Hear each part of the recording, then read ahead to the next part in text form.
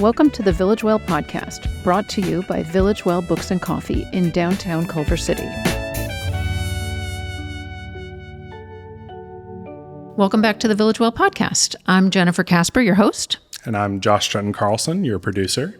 How are you doing today, Josh? I'm doing good. I think things have finally settled down a little bit. We had a huge pre-order campaign for Parvati Shallow's new book. Yeah. She's a Survivor winner. Yeah, and I listened to the book.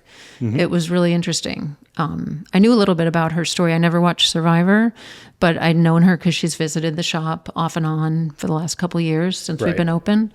And her story is really interesting. Like, she was in a cult. She grew up, she was born into a cult. Her parents were members of this cult, and they tried to run away when she was a couple months old because it was really weird. And the cult leader was trying to basically steal babies from the parents. I don't know how she took care of them, but the cult took care of them, and the parents were not the parents.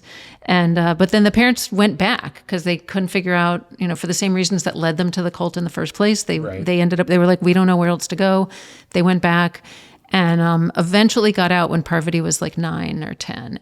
And all the lessons she learned in that weird upbringing she used to ingratiate herself and win Survivor, basically. Right. And basically she's like, through the book, she talks about both, she's able to like get people to go along with her, right, but also because it's not totally healthy, she suffered a lot of trauma from it. And so then a lot of the book is about her healing from that trauma.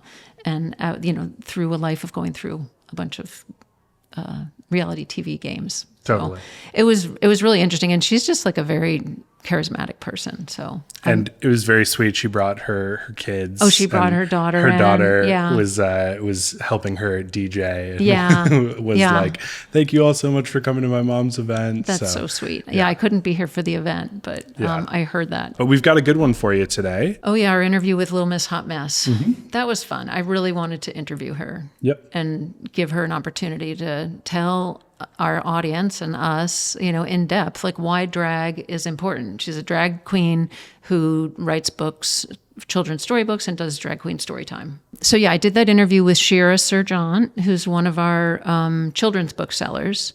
And she was really interested in talking to Lil Miss Hot Mess too, because, she just thinks that Drag Story Hours is a really cool thing to show kids about just about diversity and inclusivity, and it's okay to just be yourself in all the interesting ways you want to explore the world. Totally. Yeah. Well, we hope you enjoy. Yep. So, Lil Miss Hot Mess, welcome. Thank you so much for having me. It's such a pleasure. Truly, the pleasure is mine. So we start our interviews here asking our guests to write a shelf talker for their book. So the shelf talkers, those little index card-sized cards that we hang on the shelves with personal recommendations for the books. It gives you, 2 or 3 sentences. How do you sell this book to a customer?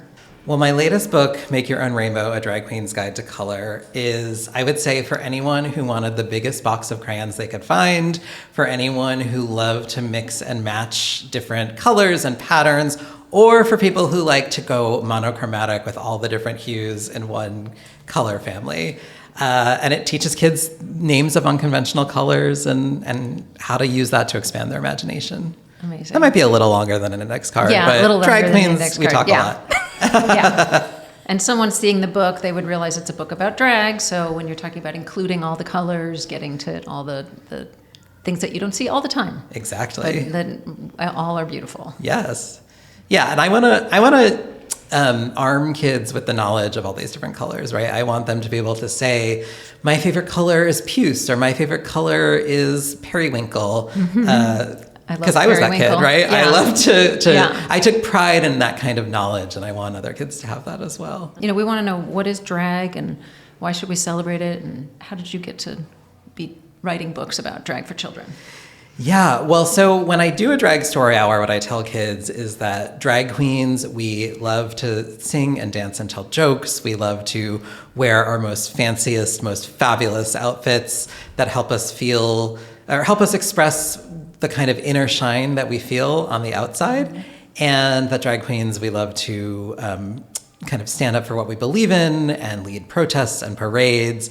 And sometimes we read stories to kids as well. Mm-hmm. So that's kind of the kid-friendly spiel. But yeah, I really think about drag as a sort of folk art form rooted in queer and trans communities that is often about playing with gender, but also kind of challenging many different things in society. So it's, in my mind, kind of fundamentally about, kind of challenging the status quo in a way, and challenging people's assumptions. And we often use humor and laughter and different types of joy and exaggeration and over-the-topness to really do that. And so I think, for a lot of people, the definition of drag is sort of like a man who dresses like a woman or something like that. But for me, it's really a lot more. It's really about this kind of rich, historic, aesthetic tradition. Mm-hmm. I was wondering how you came to write kids' books. So I've been working with Drag Story Hour since 2016, and the organization was officially founded the year before in 2015 in San Francisco by some friends of mine, and I had actually just moved away from San Francisco all the way to New York and was really jealous watching them do these story hours and seeing these photos and videos of kids dying with excitement. And so it wasn't long until I started doing them. And the books, my first two books actually started as songs that I would sing with the kids. Because at the time there weren't a lot of children's books about LGBT people or history or whatnot. And we were always just looking for ways to bring in more queer culture. And I was really trying to think about what is drag for kids? It is generally an adult nightlife kind of art form, but it doesn't have to be. And it is something that has always been pretty adaptable. And, so I was thinking about how one of the kinds of traditions in drag is to, take something in pop culture and give it a little bit of a queer twist. And often that means parodying songs. And, there's plenty of drag queens who have made whole careers on that, usually, making them dirty or racy in some way. But, I sort of took the opposite tack. I said, what are some children's songs and how can we give them that drag spin? And so the Hips on the Drag Queen, it came to me as I was riding the subway to an event, and came almost fully formed, just kind of thinking about different things that drag queens do and how that could be adapted. That book is a parody of The Wheels on the Bus. Exactly. So the wheels on the bus go round and round. It's the hips on the drag queen goes Swish, swish, swish, swish. Yes. And then, shortly after that, I also started singing If You're a Drag Queen and You Know It, which is a play on If You're Happy and You Know It. And they both kind of, encourage kids to sing and dance along and to move their bodies and to try these different things. And I will say it's been really kind of just magical to get to watch kids, do things like swishing their hips or shimmying their shoulders or snapping their fingers, which for me is kind of a young proto-queer child who was always a little bit effeminate and gender fabulous. All of those times, those things were sort of policed and discouraged. Mm-hmm. And so getting to create a space where kids can do that just feels really special. And, they might not swishing their hips may not be for them all the time, but just giving that space to experiment. I do think that drag, there's no one way to do it. It's really about kind of figuring out how it works for you and how it feels in your body. And so giving them that space is really what I'm here for. And that kind of speaks to how you mentioned that drag is typically performed at night for adult, going out crowd, sometimes racy, but it's also performed in the settings that it's like you're doing it. So can you talk about has drag always been adaptable that way? Have there always been drag queen story hours, or did that start when your friend started the organization in San Francisco? Was that 10 years ago? Yeah, we're celebrating our 10th anniversary as an organization. Drag Story Hour, I think, is both an old and a new concept. Since the organization was founded, we've, heard from plenty of people who are like, I read books to kids, 10, 15, 20 years ago. Mm-hmm. It's not, the most earth-shattering idea, but I think it was sort of the right moment for it to really coalesce into this movement. Why was it the right moment? I don't want to say mainstreaming, but the way that queer and trans people were finally kind of able to come into public and political life in new ways, and claim space. And, I think when the program first started, especially for me, it felt like a way to kind of authentically share elements of queer culture with children, which, again, we weren't the first to do it, but I think it was a very kind of special flavor of that. And, as we're seeing in society now, that's still something that ruffles feathers and that, people are not happy with. When the reality is that there's queer and trans people in every community, everywhere. Yeah. But I think for me, getting to sort of, getting to walk up to that line and getting to, knowing that we are ruffling feathers I wear it as a badge of honor. I think it means that we're making the world a better place and a more inclusive place for everyone. For sure. Do you see yourself as an activist? I do. Yeah. I mean, in some ways I've always seen myself as an activist, and I've worked on a number of campaigns, including LGBTQ rights, but also, labor campaigns and kind of like global human rights campaigns. And so it's funny because I don't think I necessarily would have seen myself as an activist through my drag or that being kind of the lens of it. But I will also say, more and more over the past 10, 15 years, I think that has come into my activism. And I've started to see the ways in which, there's plenty of history of drag activism and within the kind of general category of LGBT activism. And oftentimes it's, like the art form itself, it's more playful, it's more joyful, it's silly. And I think it's a form of activism that, isn't necessarily better or worse than other kinds, but it does something different, right? Like it mobilizes people through a feeling of desire and just that sense of kind of play and humor to want to be part of something, which I think is necessary when sometimes we also need to like get in the streets and yell and scream and I don't know, put our bodies on the line in other ways. So can you tell us how you got into drag? Yeah, I've been doing drag probably about 17, 18 years at this point. And even before I knew what drag was, I always sort of wanted to do it. Like I said, I was like that queer, gender fabulous child who, loved to put a towel on my head and feel like it was, some beautiful locks of hair or put on shows in the backyard. And even in high school, oddly, like, before I even came out, I went to a high school dance and drag with some friends.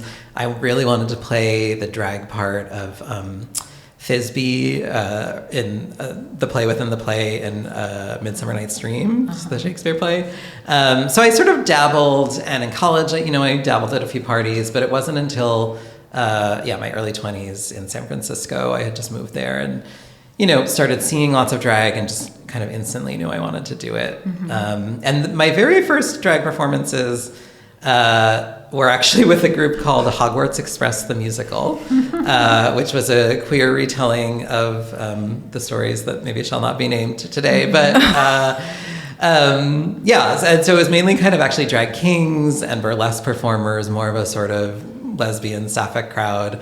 And through that, I started to kind of come into my own as Lil Miss Hot Mess and performed at a legendary party in San Francisco called T-Shack.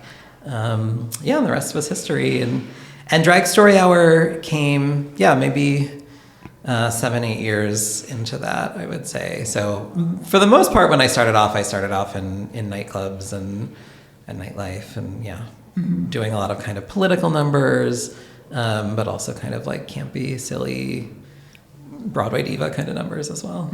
How'd you choose your drag name? Oh, my drag name, Lil Miss Hot Mess, is a name that I earned in my early 20s when I was a little bit messier. It happened at a Pride where I was out with a bunch of friends, and I remember everyone sort of got like a Little Miss name by the end of the night. Like there was Little Miss Applebottom was one. I don't remember the other ones, but I was Little Miss Hot Mess because of my behavior. And, I've since pretty quickly actually mellowed out a lot. But I like to say that now the name is kind of a way of reflecting back to the world what a hot mess society can be. So I'm just the representative who's willing to put it out there. Yeah. And what about your look? Has that evolved over the years, or how did you come about your drag look? A lot of trial and error. Yeah. I'm definitely one of those queens where it's like you do one thing and then you try to match it, and then you have to add a little more, and a little more, and a little more, and then you finally get somewhere where you either reach the equilibrium or you just give up and accept the asymmetry. But yeah, I mean, I'm fairly self-taught. It's funny to think about, but I started drag maybe a year or not even before RuPaul's Drag Race started, which I feel really happy with. Like, I do feel like it gives me a little bit of old school cred in a way that had I started just a little bit later, maybe not. But it was a time before, we had social media, but not in the same way that we do now. There wasn't this whole industry around drag. There weren't like makeup tutorials every which way. So yeah, a lot of it was experimentation and kind of gentle feedback from others in the drag community that I came up in. Yeah, I mean, I will say I had seen some drag movies, like Tu Wong Fu, Thanks for Everything. Julie Newmar was one of my all-time favorites. I probably discovered that in college, and I remember I wrote a paper about it. And things like Priscilla, Queen of the Desert, and some of the other classics. But yeah, a lot of putting myself together really was just kind of an act of self-invention. And some people often ask too, if I feel like I have a drag character, but I really feel like it's just a different version of myself. It's sort of allowing maybe a slightly different voice to come through. So, yeah. And when you're doing story time versus when you're performing at nighttime, do you have a different look? Do you dress differently? You look very prim and proper. For anybody who thinks that drag story hour is going to be over-sexual around kids, right. What you're wearing now kind of belies that, because you've got the pantsuit and the big pearls. Yeah. You look fabulous. You just don't look sexy in that way that people fear. As much as I say that I don't have a character, I would also say that like my deepest inspiration, it's the moment of transition in the movie Beaches when it goes from Mayim Bialik as the young girl into Bette Midler as the adult, and I feel like I'm right at that intersection. Like, I'm a little bit of kind of like tap dancing bat mitzvah girl meets like her proud mom or bubby, and so that's always been my drag, and I think that works well with children. And when I do drag story hours, I think especially in the beginning, I was very subconsciously kind of channeling like school librarians and teachers that I had growing up, and not trying to imitate them, but I think the kinds of things that I wear and the ways that I even just sort of perform the story hours draws on that kind of observation from my own youth. Yeah, and so you don't do drag full time. No. Can you tell us about other work you do? So yeah, in my day job, quote unquote, I am a professor. I do have a PhD in media studies. I teach at the University of Arizona in a public humanities program. And so in that program, we're really kind of training our students to think about how to use, the critical and creative thinking of the humanities for the public good. And in some ways, my actual research, the core of my research is kind of thinking about, the politics and ethics of digital technologies. But over the years, drag has crept into that research. And so, drag was part of my dissertation. It's part of this book that an academic book that I'm working on about sort of how drag helps us think differently about technology and ways to counter some of the harms of technology in this day and age. And I've also, published papers on drag story hour and sort of how, what kids can learn from it, what teachers can learn from drag performers about their own pedagogy. So yeah, in some ways, drag has really crept into that professional work as well. But it's helped me to kind of think about, I don't know, maybe nerdy, maybe broad questions about like, what is knowledge? Who do we produce it for? How do we share it? And, while I'm grateful to be an academic and to get to do research and teach university students, I also really love, doing story hours for kids and writing picture books. And they're obviously different formats, but they both feel important in kind of spreading the kinds of thinking and values that I want to spread in the world. Why do you think drag queen storytime is important? Ooh, it's such a good question, and and one that in some ways feels loaded right now, which is so silly, but and this is where I do kind of blend both my drag performer hat, my academic hat, my, I sit on the board of Drag Story Hour too, so I help with fundraising and kind of talking about the organization. And, from an organizational perspective, we like to talk about, how it teaches children LGBT history. It helps promote things like empathy. And I think those things are true. Yes, and for me, it's also really is about promoting these forms of play and creativity and imagination, which I think they're both political and not, right? And it's such a weird time to be talking about these things because, our detractors are constantly saying you're trying to indoctrinate children and, accuse us of doing all these heinous things that are absolutely not true. But with that line about indoctrination, it's so ironic and hypocritical because I feel like, they're the ones who are really trying to tell children and everyone how to think, how to be, how to act. And drag performers are not trying to do that. I don't care if another soul puts on a wig or a pair of heels or whatever, I'm happy to have the spotlight. But what I do want to do is encourage people to think for themselves, to ask difficult questions, to find, again, those things that make them feel fabulous in their bodies, in their communities, in whatever way that looks for them. And so I do think that's a political project in a world where we're being told to be afraid of other people, to conform to certain ideas. To learn to color outside the lines is a political act. But it's certainly not indoctrinating. It's really, I think, about expanding people's minds, people's possibilities, rather than, closing them off. That's so beautiful. Oh my God. I just think about when my older daughter is 27, so she was in preschool in the early, right around the turn of the millennium. And there was a little boy in her preschool who just was always going into that dress-up box and pulling out dresses and putting on heels and jewelry and everything. And I think, back then, we didn't know anybody that was trans. We didn't know kids that were trans or even if kids were gay it's not like we didn't know about it, but, it just wasn't. Right. Parents today are so much more tuned in and welcoming and open to all those things. And so I remember that the teacher, I was thinking, oh my gosh, those teachers are so cool that they're just letting that boy dress as a girl, dress as a woman if he wanted to. Yeah. Of course, it's not. It's not that radical. The teachers were just letting the kid do what came naturally. Right. And then he was validated. And I'm sure if your book had been out at this point, he would have been able to have a lot of fun with it. And the fact that other kids get to see that and know that it's okay and it's celebratory and it's fun. I love that. Thank you. That's one way that I feel like the world has gotten better.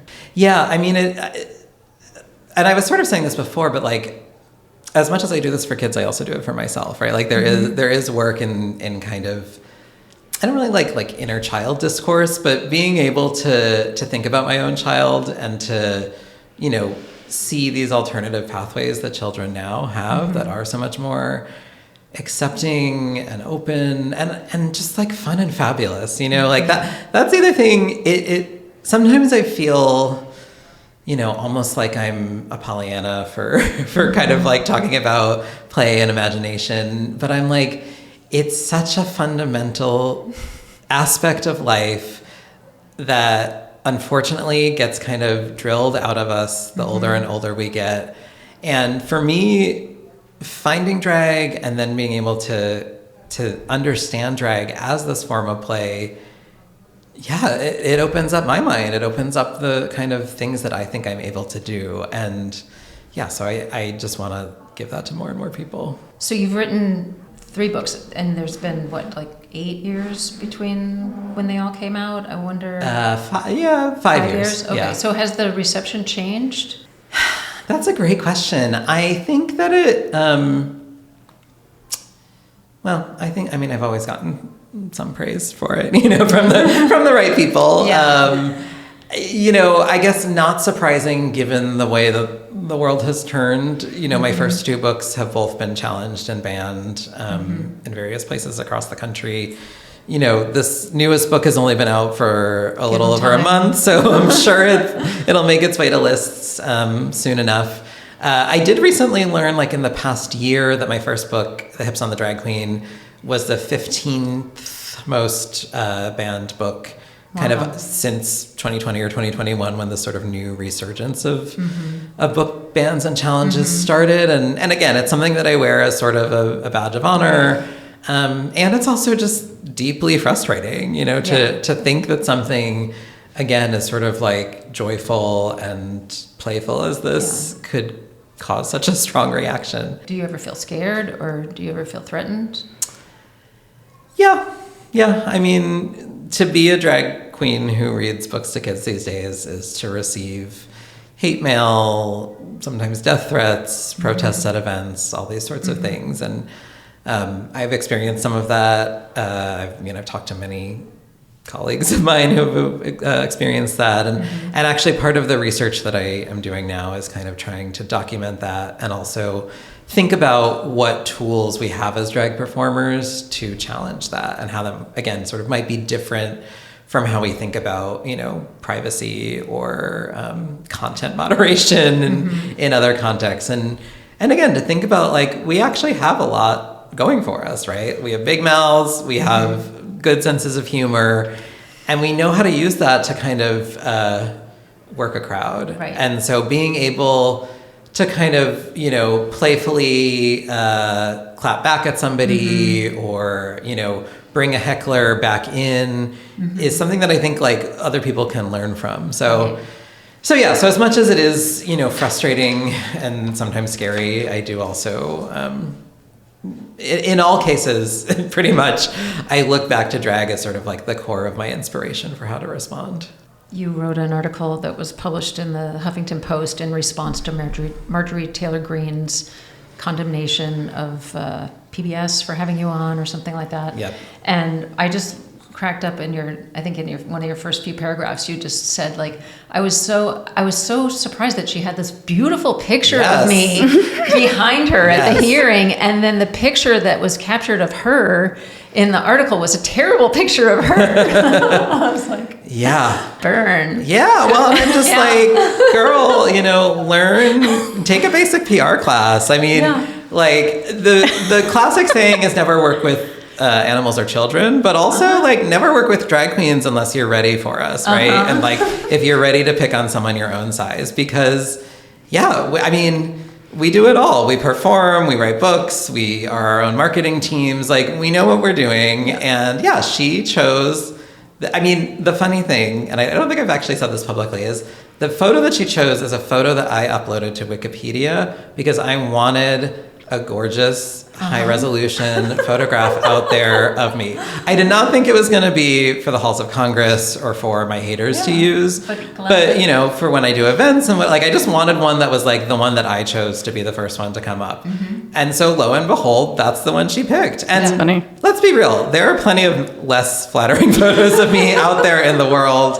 But she chose that. And I think it just really speaks again to sort of like the different positions we're coming from, like that, again, that is my inner beauty shining outward, and the face that you see her making is whatever's happening on her insides coming out as well, and it's not as cute. Are there any misconceptions about drag that you might be able to shed some light on?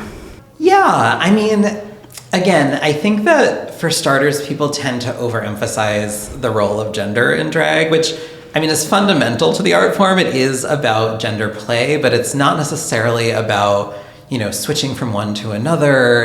I think it really, at its core, it's sort of about saying, like, what are society's expectations and how do we not only challenge them, but also highlight them for all to see. So, you know, I think one of the kind of like fundamental aspects of drag is that as performers, we're always inviting people in on the joke, right? And whether that's about gender or something else, like, it's about building community, it's about punching up, not punching down.